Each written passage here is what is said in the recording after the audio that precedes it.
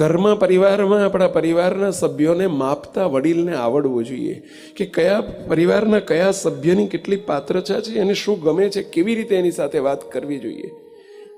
એના સ્થાને બેસીને આપણે થોડું સમજતા શીખવું પડશે. અને યુવાનોએ પણ બસ મારા માવતર છે, મારા મા બાપ છે, એમની વાતો બધી ગલત નથી હોતી, ખોટી નથી હોતી. પોઝિટિવલી વિચાર કરીએ, સ્વીકાર કરીએ. મેહુલ કરીને એક દીકરો ભણી રહ્યા પછી એને નોકરી મળતી નથી. ઘણી જગ્યાએ એણે પોતે એપ્લિકેશન અરજીઓ કરી છે, પરંતુ ઘણા સમય પછી એક ઇન્ટરવ્યૂ આવ્યો છે. ગમે તેમ કરીને મેહુલ ઇન્ટરવ્યૂ આપવા ઓફિસે પહોંચ્યો. આજે તેનો ઇન્ટરવ્યૂ હતો. મેહુલે મનોમન નક્કી કર્યું હતું કે જો નોકરી મળી જાય અને એમાંય તે જો પ્લેસ પસંદ કરવાનું હોય તો બીજા સેન્ટરનું પ્લેસ પસંદ કરી દઉં અને બીજે જતું રહું. કારણ કે મમ્મી પપ્પાની રોજબરોજની નાની નાની વાતો, જેવી કે નાનપણથી સૂઈને ઉઠે ત્યારે બેટા ચાદર સરખી કરી દેજે, નાહીને બહાર નીકળીએ એટલે તરત નળ બરોબર બંધ કર્યો કે નહીં, નાહીને શરીરનો રૂમાલ તાર પર સૂકવતી વખતે બેટા બરાબર સૂકવજે, રૂમમાંથી બહાર નીકળતી વખતે પંખો બંધ કરી દેવો જોઈએ બેટા, વિગેરે વિગેરે નાના નાના મોટા ફરમાનોથી હવે તે કંટાળી ગયો હતો. મેહુલ ઇન્ટરવ્યૂ સ્થળ પર પહોંચ્યો ત્યારે પેસેજની લાઇટ સવારે 10 વાગે પણ ચાલુ હતી. રિસેપ્શન કાઉન્ટર પર કોઈ હતું નહીં. તેથી એણે પોતાની જાતે બાજુમાંથી સ્વિચબોર્ડ શોધીને લાઇટ બંધ કરી દીધી. કારણ કે એને મમ્મીની ટકોર યાદ આવી. બેટા ખોટી લાઇટ ન બળે એનું ધ્યાન રાખવું જોઈએ. આગળ જતા ઓફિસના દરવાજા પર કોઈ હતું નહીં. તેથી થોડે નજીક પાઇપમાંથી પાણી બહાર નીકળતું હતું. બાજુમાં એક નળ પણ લીક થતો હતો અને એમાંથી પણ પાણી બરાબર નળ ફિટ કર્યો નહોતો, એટલે નળમાંથી પાણી પણ નીકળતું હતું. તે જોઈને મેહુલથી રહેવાયું નહીં, કારણ કે એને પપ્પાની ટકોર યાદ આવી કે નળમાંથી પાણી વેસ્ટ ન જાય બેટા, ધ્યાન રાખજે. એટલે એણે વેસ્ટ જતું પાણી એણે અટકાવ્યું. મેહુલ આગળ ગયો. ત્યાં બોર્ડ માર્યું હતું કે ઇન્ટરવ્યૂ બીજા માળે છે. મેહુલ ઉપર જતી વખતે સીડીની લાઇટ જે ચાલુ હતી તે પણ એણે બંધ કરી દીધી. એક ખુરશી બાજુમાં આડી પડી ગયેલી હતી, એ એણે સરખી કરી. બીજા માળે બીજા સભ્યો પણ ઇન્ટરવ્યૂ માટે બેઠા હતા. જે ઇન્ટરવ્યૂ માટે અંદર જાય અંદર જઈને તરત જ બહાર આવતા હતા. મેહુલ તેમને બધાને પૂછતો હતો કે અંદર શું પૂછ્યું સાહેબે? ત્યારે એક જ જવાબ હતો બધાનો કે અંદર સાહેબ કે પૂછતા જ નથી, ફાઇલ જોઈને અમને પાછા મોકલી દે છે. મેહુલનો વારો આવ્યો એટલે અંદર જઈને તેની ફાઇલ બતાવી. 5 સાહેબો બેઠેલા. ફાઇલ જોયા પછી તરત જ એક મુખ્ય જે મેનેજર સાહેબ હશે એમણે પૂછ્યું, મેહુલભાઈ તમે? તો કે યસ સર. ક્યારથી જોઈન્ટ કરશો?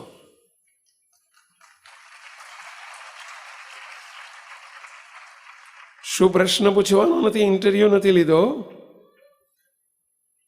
ક્યારથી જોઈન્ટ કરો છો? મેહુલને નવાઈ લાગી કે કશું પૂછ્યા વગર સાહેબ કંઈ એપ્રિલ ફૂલ તો કરતા નથી ને. બોસ મેહુલની મૂંઝવણ સમજી ગયા અને કહ્યું, ભાઈ એપ્રિલ ફૂલ નથી, હકીકત છે. આજના ઇન્ટરવ્યુમાં કોઈને કંઈ જ પૂછ્યું નથી. બસ સીસીટીવી કેમેરાની સામે અમે બેઠા બેઠા બધું જોતા હતા કે ઇન્ટરવ્યુમાં આવનાર કેવી રીતે વર્તન કરીને ઘરધણી થઈને આવે છે. સૌનો એટીટ્યુડ અમે જોયા કરતા હતા. બધા સભ્યો આવે છે પણ કોઈને નળ બંધ કરવાનું કે લાઈટ બંધ કરવાનું સૂઝ્યું નહીં. કોઈને ખુરશી બાજુમાં પડેલી આડી અવળી પડેલી એક બાજુ મૂકવાનું સૂઝ્યું નહીં. માત્ર તમે એક જ એવા પાસ થયા છો. ધન્ય છે તમારા મા બાપને કે જેમણે તમને આવા સંસ્કારો અને શિસ્તના પાઠ ભણાવ્યા છે.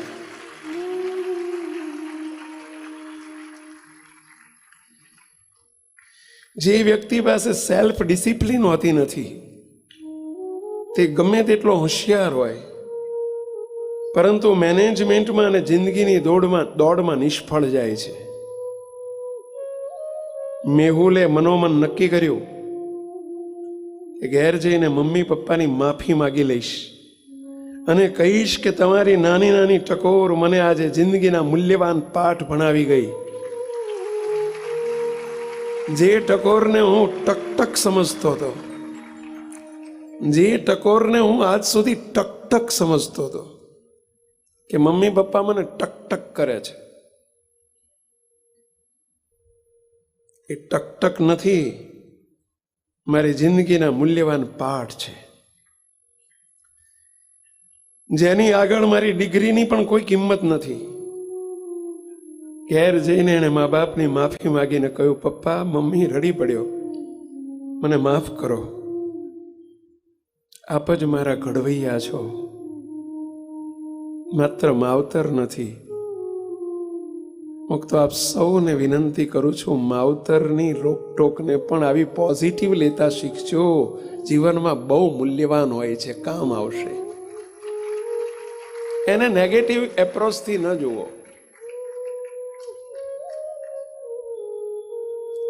કઈ દ્રષ્ટિથી આપણે એને જઈએ છીએ એ બહુ મહત્વની વસ્તુ છે. 5-7 વર્ષ પહેલાની વાત છે.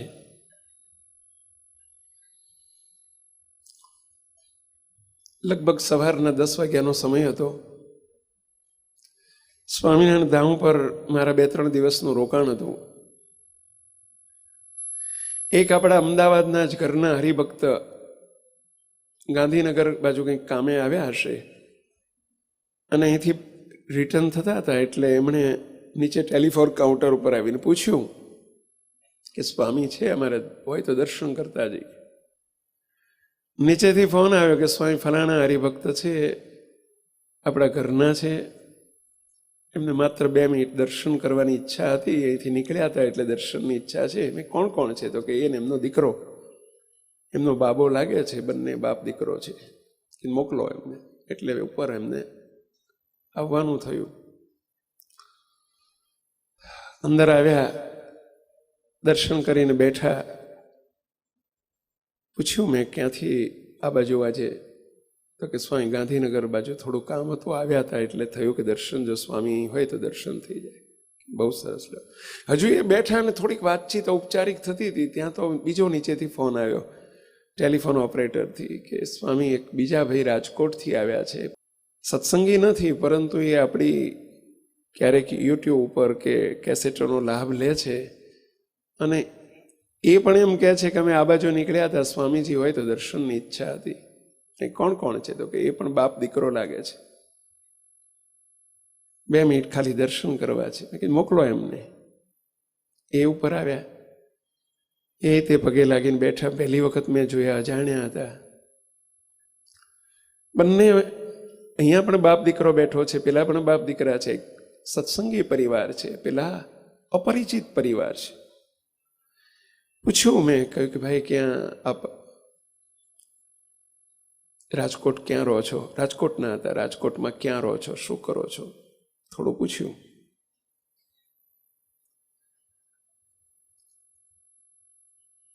હજુ 2 મિનિટ થઈ હશે ત્યાં પહેલા આવ્યા હતા ને એ ભાઈએ મને પૂછ્યું.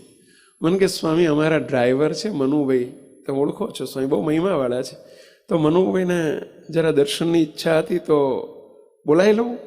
આપ રાજી હોય એમને દર્શન થઈ જાય. બોલાવી લો, બીજી એમને જોડે લઈને આવવા જોઈએ ને પહેલા. એટલે પેલા એના પપ્પાએ પેલા એમના બાળકને કહ્યું, બેટા જા મનુ કાકાને બોલાવી લાય, નીચે ગાડીમાં બેઠા છે, મનુ કાકાને બોલાવી લાય છે. પેલો બાળક શું કહે છે સાંભળજો, પેલો બાળકે આમ કરવા માંડ્યું, ખભા ચડાવવા માંડ્યા. હું નહીં જોઉં, તમારે જોવો જ જાઓ. બંને બાળકો, આ બાળક પણ 10-12 વર્ષનો છે, સામે બેઠેલા અપરિચિત ભાઈનો બાળક પણ 10-12 વર્ષનો છે. આ બાળક એમ કે છે કે હું નહીં જોઉં, તમે જાઓ. આટલું સાંભળીને પેલો અજાણ્યા અપરિચિત ભાઈનો દીકરો, 10-12 વર્ષનો દીકરો એમ કે છે, અંકલ હું બોલાવી લઉં મનુ અંકલને. મનુ કાકા ક્યાં બેઠા છે? ગાડી ક્યાં છે? હું બોલાવી લઉં.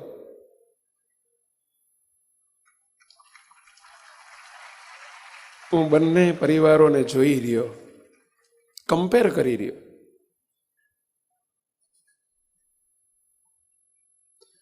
મુક્તો, આપ સૌને કયો બાળક ગમ્યું કહેશો? આપ સૌને બેમાંથી કયું બાળક ગમ્યું, પહેલું કે બીજું? આ છે સંસ્કાર. આ વાણીનો વિવેક આવ્યો ક્યાંથી? આ વિવેક બાળકમાં આવ્યો ક્યાંથી? સમજવા જેવી વાત છે. અને પેલો અવિવેક આવ્યો ક્યાંથી? પોતાના પિતા એમ કહે છે કે જ્યાં મનુ અંકલને બોલાવી લે ગાડીમાંથી, અને એ બાળક ખટ દઈને ના પાડી દે અમારી હાજરીમાં, હું નહીં જોઉં, તમારે જોવો જ જાઓ.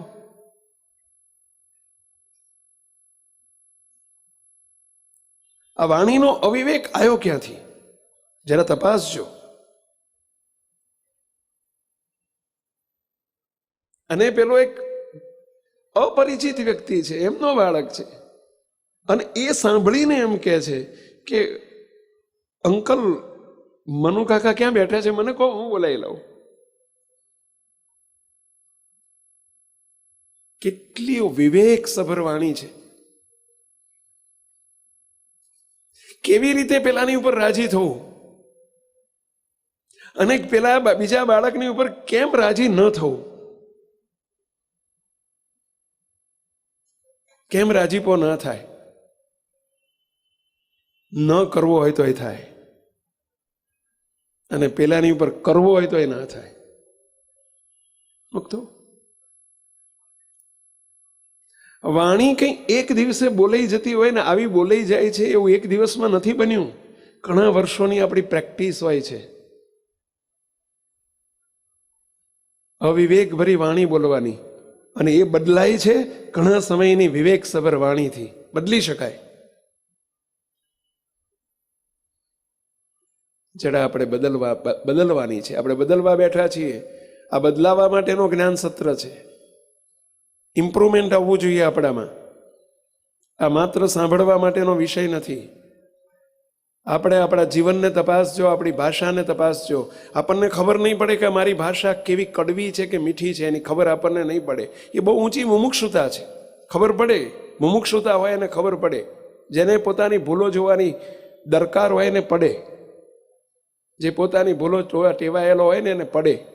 ન પડતી હોય તો સામેના ને ઘરના સભ્યોને કહી રાખજો, ઘેર જઈને કહેજો, લાયસન્સ આપજો, અને કહેજો કે મને મારી આવી વાણી ક્યાંક નીકળી જાય કે જેનાથી મહારાજ અને મોટા રાજી ના થાય. તમે બધા દુભાતા હોય, મને આજ સુધી ખબર નથી પડી, હું મારા અહંકારમાં બોલી જઉં છું, અવિવેક કરી નાખું છું, મને ખ્યાલ નથી આવતો, મને જરા કહેજો, કહી રાખજો.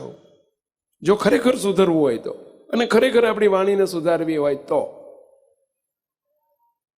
ખરેખર ઇમ્પ્રુવમેન્ટ આપણે જોઈતું હોય તો. અને વાણી ઉપરથી આખા સંસ્કાર, આખા ફેમિલીનું માપ નીકળી જાય. સેવક ઊભો થઈને એના પિતાને ભેટી પડ્યો કે ધન્ય છે તમારા સંસ્કારને. સંસ્કાર છુપા નથી રહેતા, સભ્યતા છુપી નથી રહેતી, ઘરનું વાતાવરણ છુપું નથી રહેતું. વાણીથી પ્રદર્શિત થઈ જાય છે. એક જ વાક્ય ફક્ત બોલાયું હતું, હું નહીં જોઉં, તમારે જોવો જ જાઓ. અને પેલો એ બાળક એમ કે અંકલ મને કહો, હું જઈ આવું. મુક્તો એક જ વાક્યમાં આખા પરિવારના બંને પરિવારની કમ્પેરિઝન થઈ ગઈ કે ક્યાં સભ્યતા છે ને ક્યાં અસભ્યતા છે. ક્યાં મા બાપની મર્યાદા છે, ક્યાં નાના મોટાની મર્યાદા છે. આપણા પરિવારોમાં મર્યાદા ન લોપાવી જોઈએ, ન ભૂંસાવી જોઈએ. ખ્યાલ રાખજો. આજનું આથી તદ્દન વિપરીત આખું વાતાવરણ દિન પ્રતિદિન નવી પેઢીમાં, નવી જનરેશનમાં આવતું જાય છે. ના ચાલે.